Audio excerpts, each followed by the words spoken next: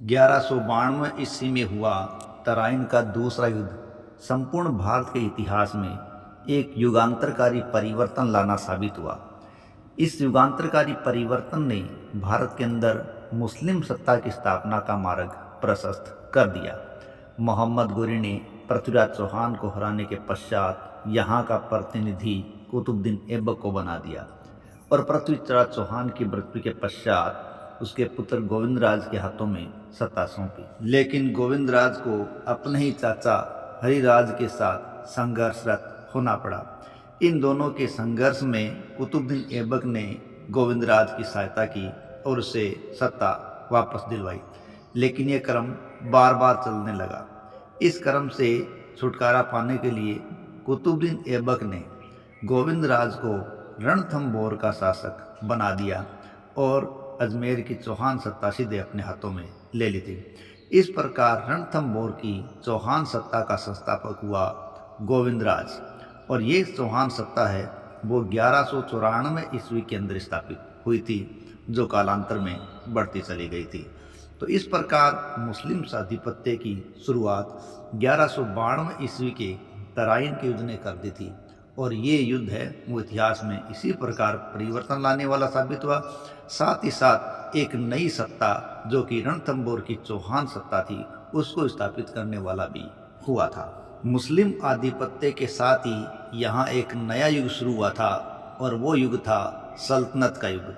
लेकिन इन चौहानों ने कालांतर में इन सल्तनत के शासकों के साथ लगातार संघर्ष किया था। तो इस प्रकार ये स्थापित चौहान संघर्षों का चौहान है जो सल्तनत काल के साथ लड़ा गया था।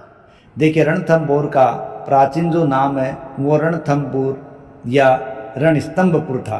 रणथंभौर दुर्ग का निर्माण है वो रणथंभन देव चौहान के द्वारा करवाया गया था।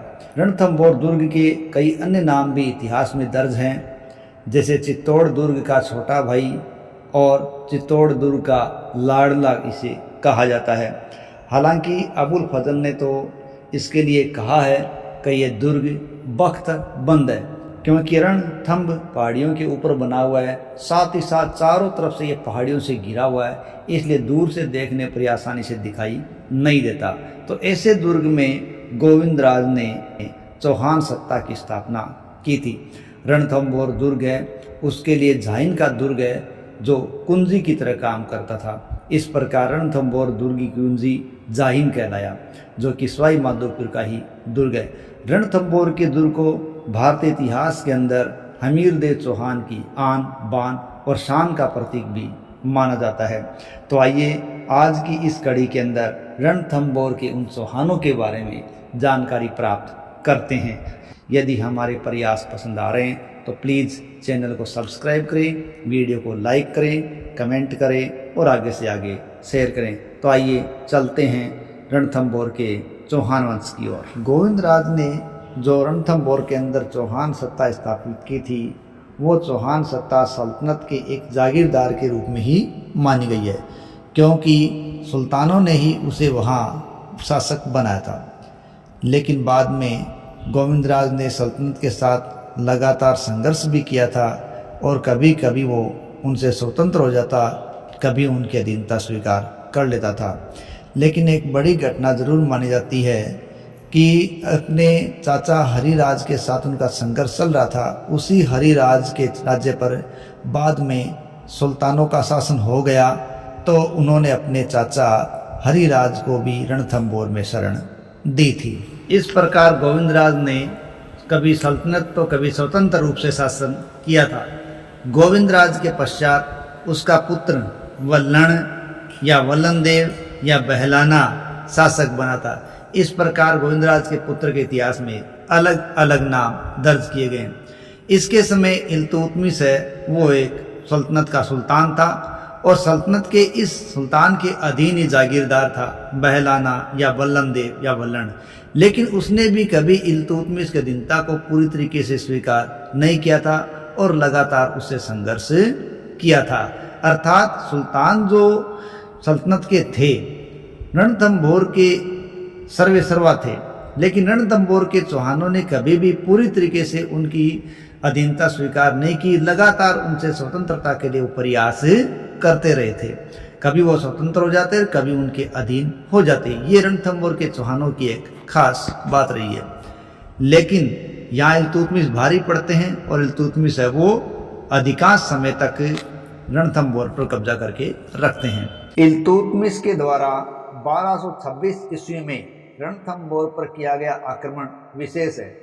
रणथंभौर पर किए गए इस आक्रमण के दौरान इल्तुतमिश ने रणथंभौर पर अधिकार भी कर लिया था और वल्लनदेव या वल्लण युद्ध से बचकर जंगल में भाग गया था। ये बात है 1226 ईस्वी की। लेकिन गोविंदराज के पुत्र बहलाना के पश्चात शासक बनते उनके बेटे प्रहलाद, और वो प्रहलाद भी अपने आप को सुल्तान के साथ संघर्षों में लगा देते हैं। लेकिन एक शेर का शिकार करते समय उनकी मृत्यु हो जाती है। यह उनके लिए एक बड़ी क्षति थी, रणथंभौर के चौहानों के लिए। लेकिन प्रहलाद के पश्चात उसका बेटा वीर नारायण है वो गद्दी पर बैठता है, और वीर नारायण ने भी पूरी तरीके से इल्तुतमिश की अधीनता स्वीकार नहीं की और इल्तुतमिश से लगातार संघर्ष का रास्ता इख्तियार कर रखा था। लेकिन इस स्थिति के कारण रणथंभौर में वीर नारायण की स्थिति मजबूत हो रही थी और इल्तुतमिश की कमज़ोर होती स्थिति के लिए इल्तुतमिश ने इसे स्वीकार नहीं किया।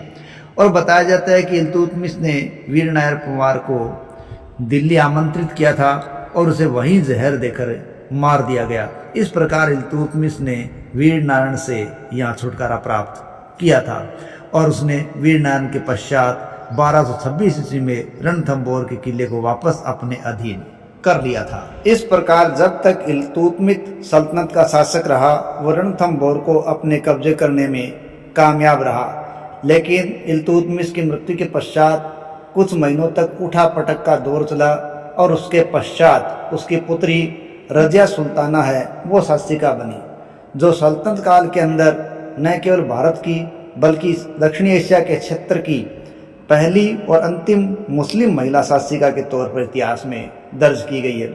लेकिन उसको शासक बनते ही कई विद्रोहों का सामना करना पड़ा था और उसने उनके खिलाफ अभियान भी किया।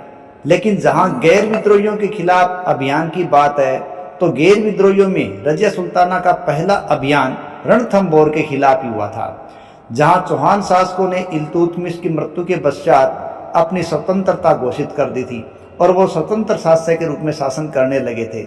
लेकिन ये सल्तनत को पसंद नहीं आया और रजिया ने मलिक कुतुबुद्दीन हसन गोरी को रणथंभौर की तरफ मार्च करने का आदेश दे दिया।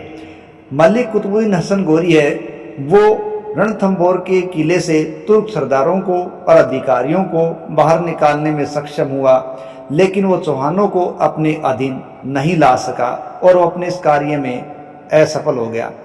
इधर चौहानों ने मेवातियों के साथ गठबंधन कर लिया और गठबंधन के द्वारा चौहानों ने वर्तमान उत्तर पूर्वी राजस्थान के एक बहुत बड़े हिस्से पर भी कब्जा कर लिया था और उन्होंने दिल्ली के चारों तरफ गुरिल्ला युद्ध पद्धति के द्वारा सल्तनत को परेशान किए रखा और इस प्रकार रजिया सुल्ताना विद्रोहों के अंदर दबी रही और चौहान करीब करीब स्वतंत्र सत्ता का उपभोग रजिया के समय करते रहे। रजिया सुल्ताना ने 1236 से 1240 तक शासन किया था और इस दौरान जो चौहान शासक है वो वाघभट थे, जो कि वल्लनदेव या बहलाना के छोटे बेटे थे और उन्हीं का सामना रजिया सुल्ताना के अभियानों से हुआ था, लेकिन वो अपने अभियानों में सफल रहा था। रजिया सुल्ताना के पश्चात 1247-48 ईस्वी के आसपास बलबन जब सत्तासीन था, हालांकि वो एक प्रकार से सल्तनत का सत्ता शासक नहीं था बल्कि वो एक प्रधानमंत्री के रूप में कार्य करता था, लेकिन वो अप्रत्यक्ष रूप में सत्ता का उपभोग खुद ही कर रहा था। तो वाघभट जो चौहान शासक था उसको बलबन के आक्रमणों का सामना करना पड़ा था, लेकिन बलबन जब आक्रमण कर रहा था तब नासिरुद्दीन महमूद है वो सल्तनत का शासक था और बलबन उसका नायब या प्रधानमंत्री था और उसने यहाँ आक्रमण किए। लेकिन बलबन के ये सभी आक्रमण हैं वो असफल ही इतिहास में दर्ज हुए हैं। बलबन के साथ वाघभट का संघर्ष 1248 ईस्वी में माना जाता है और मिनहाजुस सिराज से जो जानकारी मिलती है उनके अनुसार हिंदुस्तान के सबसे बड़े महान रईसों के अंदर वाघभट का नाम आता है। उलूग खां जो कि बाद में बलबनी था उसने बाघ भट्ट के क्षेत्र को तबाह कर दिया, लेकिन उसकी सफलता है वो सुनने ही रही। बाद में उसके सहायक बहाउद्दीन ऐबक है, उसने रणथंभौर पर हमला किया, लेकिन इस रणथंभौर पर हमले की कोशिश में वो मारा गया था। इस प्रकार मुस्लिम सेना को निराशा के सिवा कुछ हाथ न लगा और वो उसे दिल्ली वापस लौटना पड़ा। लेकिन बाद में बलबन ने कहते हैं 1253 के आसपास पुनः रणथंभौर पर आक्रमण किया और बड़ी सेना के साथ आक्रमण किया था और वाघ भट्ट ने उसका सामना किया। हालांकि कुछ सफलता बलबन को मिली, लेकिन ये बड़ी सफलता नहीं थी, क्योंकि बलबन को वापस लौटना पड़ा था।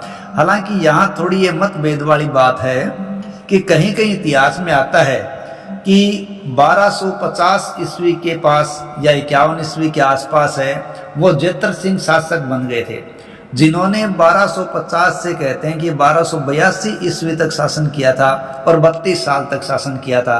तो ये भी संभव है कि जब ये दूसरा आक्रमण हुआ हो तो उस समय जेतर सिंह है वो यहाँ का शासक हो, लेकिन ऐसा निश्चित तौर पर कुछ नहीं कहा जा सकता।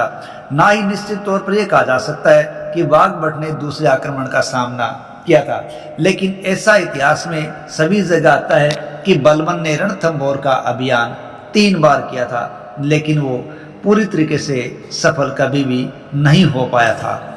इस प्रकार बाघ भट्ट के बाद के समय के अंदर देखें तो जेतर सिंह है वो यहाँ का शासक था और हमीर महाकाव्य से ये जानकारी भी मिलती है कि बाघ भट्ट ने रणथंभौर पर लगभग 12 वर्षों तक शासन किया था और 1252-53 के अंदर उसकी मृत्यु हो गई होगी, इस प्रकार ये माना जाता है।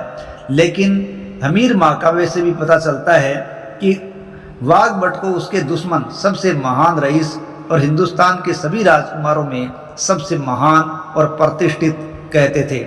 इस प्रकार जेतर सिंह के पहले जो शासक था बाघ भट्ट, वो कुछ कम शासक नहीं था। जब बाघ भट्ट के बाद उसका पुत्र जेतर सिंह गद्दी पर बैठा तो उसने भी अपने पिता की भांति है वो कार्य किया और अपने शासन को अच्छी तरह बढ़ाने का प्रयास किया था। देखिए, एक अभिलेख है बलबन अभिलेख, और बलबन जो क्षेत्र है वो कोटा बूंदी के लाखेरी स्टेशन के पास एक क्षेत्र है बलबन, वहाँ अंकित है। तो उस बलबन अभिलेख से जेतर सिंह के बारे में कुछ जानकारी प्राप्त होती है। इस बलबन अभिलेख में कुछ इस तरह कहा गया है कि जेतर सिंह ने एक नए सूर्य की तरह काम करते हुए मंडप में बैठे हुए जय सिंह को जला दिया।